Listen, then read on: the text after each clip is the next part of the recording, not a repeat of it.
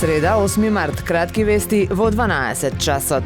Проектот за изградба на коридор 8 и коридор 10Д од Тетово до Ќафасан ќе чини 1,3 милијарди евра или 12 милиони евра по километар, изјави вице-премиерот Артан Груби. Парите за овој инфраструктурен проект ќе се одвојуваат од буџетот на државата по 250 милиони евра годишно. Станува збор за изградба на 110 километри автопатишта. Неодамна министерот за транспорт и врски Благој Бочварски најави дека реконструкцијата на државниот пат Струга-Ќафасан ќе заврши оваа есен. Македонската влада го утврди предлогот на закон за ратификација на договорот за соработка со Република Албанија за враќање на незаконски изнесени икони во земјата на потекло. Треба да бидат вратени 20 икони кои пред десетина години беа нелегално изнесени од Македонија, а постапката ќе се финализира по ратификација на договорот во двете земји. Предлог законот ќе биде доставен до собранието на усвојување. Инаку во рамки на случајот икона од 2013 година на територијата на Албанија беа запленети голем број икони и црковни предмети за кои се утврди дека не се со потекло на Албанија, односно дека постојат индиции оти се нелегално изнесени од Република Македонија.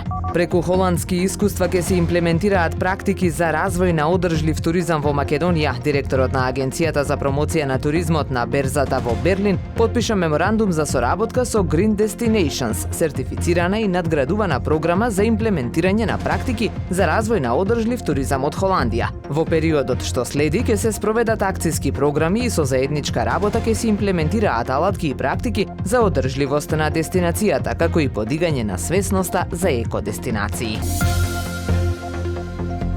Времето денес сончево со мала до умерена облачност, дува умерен ветер претежно од западен правец. Максималната температура во Охрид до 13 степени. Повеќе информации на ohridpress.com.mk.